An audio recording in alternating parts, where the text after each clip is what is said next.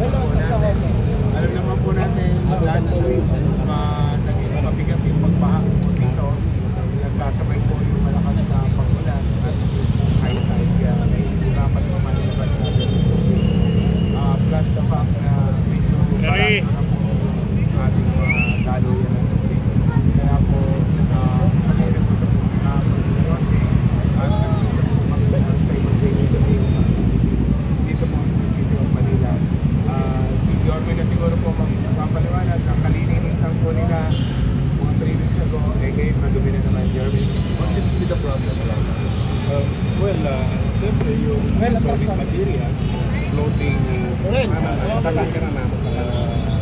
will end kahit na pala na po ni message yung then ang pilit na magsasalik ng tubig. So kung marumi ang tubig sa labas, yung tubig niya marumi yun, pupunta rin sa akin. For today, we're just very grateful to LMDA and to the team na tinutulungan kami sa akin daily activities na clearing of any form of solid materials under our roads, mga drainage natin, whether culvert or pipes and so on. So, malaking bagay ito sa mga taga-Maynila. At hindi ito magiging solusyon sa masasabi natin wala nang baha next week, wala tomorrow. But it will please cushion the level of water, that's one. Second, yung daloy na tubig in a good time after the rainy days, madaling maipapump out sa labas ng Manila through our Manila Bay. But hindi doon uminto. Isa sa malaking gagawin ng MMDA namin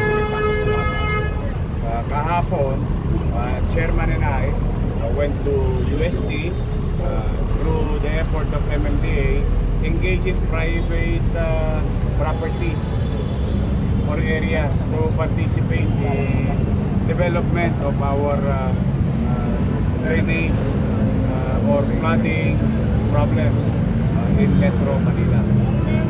Hopefully, maging successful yun, mga initial meetings.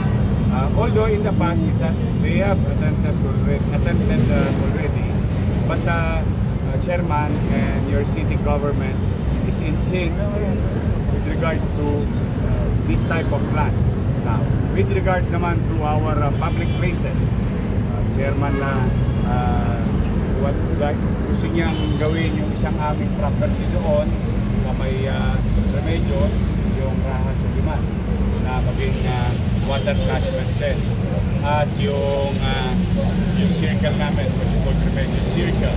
So these are in line with our general master plan, drainage master plan ng city government.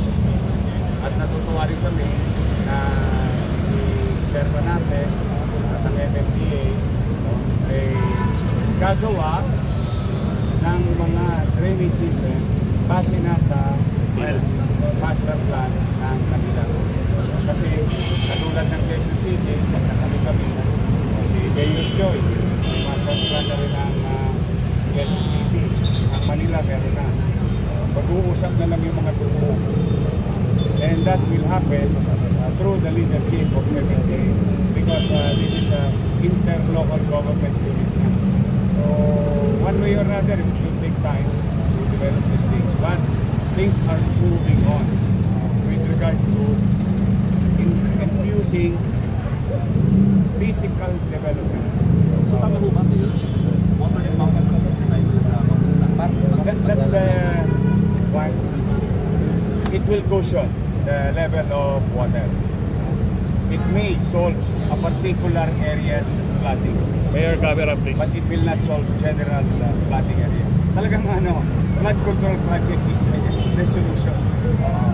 Let us not confuse ourselves with what we are doing right now. This is a precautionary cushioning the high impact of load of water na what you call downpour, sabi ng mga scientists. Yun, importante yun. Kahit pa paano naman, yung mamamayan makatikim ng maibsan yung nararamdaman nilang araw-araw na kinakarap going to land. Pasensya na kuya. And we know that already, we're a tropical country, 8 months of the year, it's gonna rain, and it's getting worse. That cannot be denied. Hindi nga bagyo, bumaba na, paano kung bagyo? So these are the measures that your national government, through MMDA, and local government of Manila, working hand in hand. And hopefully, meron din mga initiative yung DPWH, and I hope by this time, they already know how to follow the elementary rule of coordination. Wala pong coordination dito. I hope by this time, moving forward,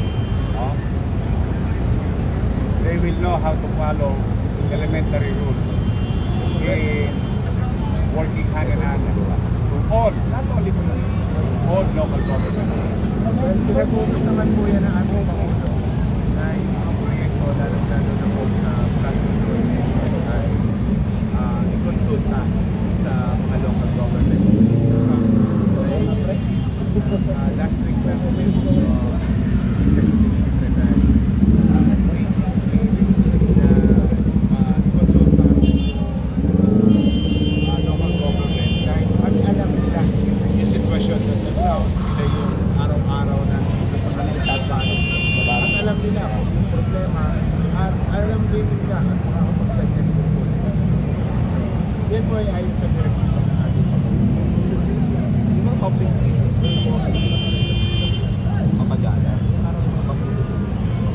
Well, nag-coordinate naman kami. In fact, 2 weeks ago, isa pong pumping station naman sa Pangasinan, sa malapit sa Lolo, ay napagana at nakita naman namin. May konti na siguro adjustments doon dahil medyo maliit yung catchment area. Madaling na umuubos yung tubig. Pinapump. Again, problema rin pa siguro yung parado drainage. Kaya hindi ko makakapag tubig sa pump na ginawa. Pero again, i-address po natin.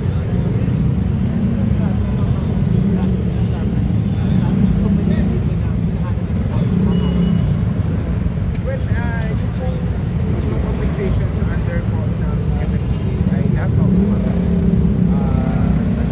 Yung 71 na pumping stations po natin, nagkaroon na ng problema yung isa sa Nabotas ng isang araw.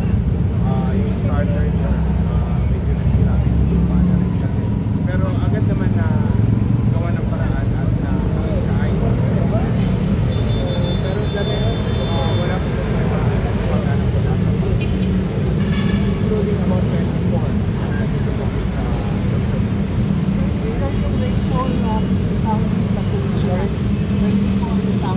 Tapos lang sa ulo na. Sorry. It will take time to develop. Basically, development takes time. But what matter most is the and kasi meron akong simple naniwala. In problem solving, the first course of action is accepting that there is a problem. Kaya pagka if we keep on denying those things, isip natin. So now, here, as you can see, there's been so many incidents that MMDA, local government, are working hand in hand. Hindi naman naiintindihan namin. In fact, with the statement of chairman, that the directive of the president to coordinate according properly the local government unit when they are going to introduce development in the locality. So that is one thing that kung ako'y ahensya ng gobyerno under the office of the president, that is already a policy. It's a leadership policy. Kaya I think they should follow. Handa naman tayo. Kung matatapos pa to sa lalong madaling panahon, of course, salamat sa inyo.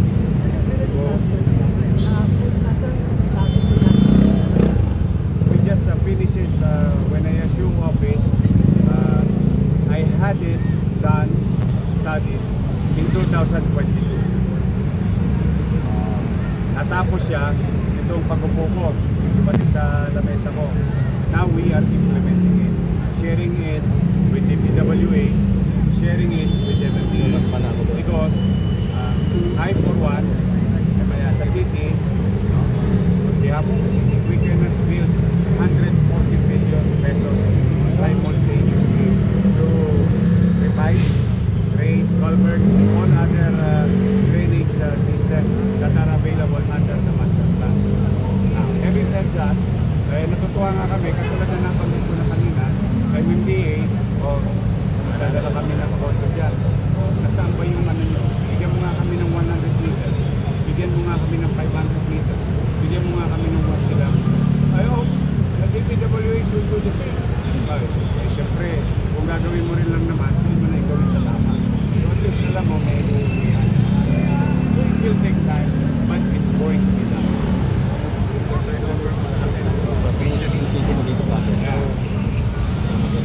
Ito po, yung drainage master plan po, ito po yung magiging titulo natin, particularly the national government. Sa pagpapasagawa pa nila, hindi naman ito pag Manila lang, ginagawa natin. But it will ease our expenses developing infrastructure projects that will confront the flooding now. Question is, mararamdaman ba ng tao bayan pagka nakagawa na kami ng 500 meters, 1 kilometer? Hindi pa po. Pero sigurado tayo, kapag ang gobyerno nagtuloy-tuloy, tatatahakin ganito, yung mga anong apo natin at anak natin, napapasok sa eskwelahan, pagtatrabaho, pag-aadang buhay, will not suffer the way we are suffering right now. So we're doing this for the next generation na meron ng direksyon. Ang gobyerno ng Maynila at ang MMDA, I hope, other agencies of the government, national government, will participate in line with this bill. Mag-update lang doon sa land need. Oh. Makapasura. Ay, Kasi sabi thank you for asking. Hindi sila na-coordinate. Hindi ko din alam. Ay, no, that's not true, Chairman. No. I really doubt it. Okay. I, for one, not because nandito si Chairman, we were informed. In fact, I'll give you backstory. 2 years ago, dapat sarado na yan. Salamat sa isang tao, napag-usapan, in-extend ng 2 years. Now, ngayon, kung sino hindi gumawa ng plano, hindi na natin yung problema yun. But, when I assume, July 1, sinabihan na ako ni Chairman Artes, pare, mukhang matutuluyan ng isara ang Nabotas land. Ganun ba? Hindi na talaga pa-extend. Hindi, anong ginawa namin? Nagkayak kami. In fact, nagpunta pa kami sa ibang bahagi ng probinsya looking for our fallback kung saan kami para maging patuloy na malinis ang Maynila. Then, due to lack of material time, kasi 2 buwan pa lang ako ngayon, so we created in 2 weeks time our own small transfer station, and we required our private partners to buy new hauling, the word is hauling truck, so that those dump truck namin na ginagamit or compactor na ginagamit sa Maynila for daily collection of garbage, hindi na magamit para dalhin sa Payapa sa San Mateo. Kaya we're very happy. Hindi naman natanong ko. It's been a little less than 48 hours. We start with light operation, tapos nagawa na namin yung peak operation. So far, okay. So far.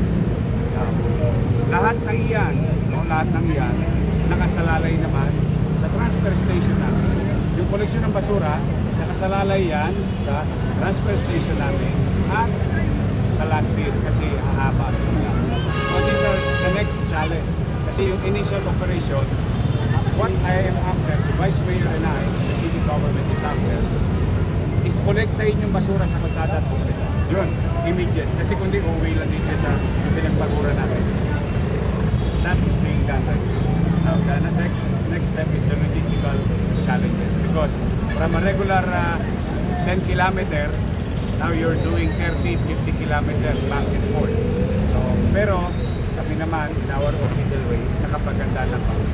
But, to state the record straight, everyone was informed by everything. Yun, way ahead, way ahead, way ahead. Ako, testigong buhay. I can attest to what the chairman attested. Nag-usap naman kami ni Mayor. Alam niyo itong San Mateo landfill naman. Well, lumayas ka dyan. Yung San Mateo landfill naman, operational na yan since 2011. So, may ECCN, approve yan ng notification of additional volume ng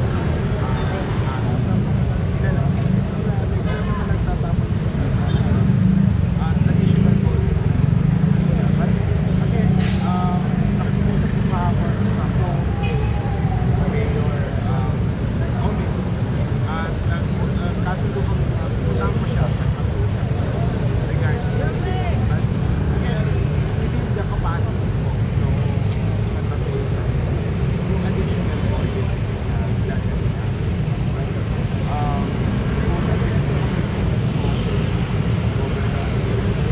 para po pag-usapan ko na division kasi meron pang mas malaki na landfill sa sanitary landfill. So, just a matter of siguro communications dahil hindi lang siguro namin na sabi agad siguro na namin ang volume na gagaling doon sa sanitary landfill. Pero again, it's within doon sa existing at doon sa volume na capacity allowed under the capacity. Hindi naman.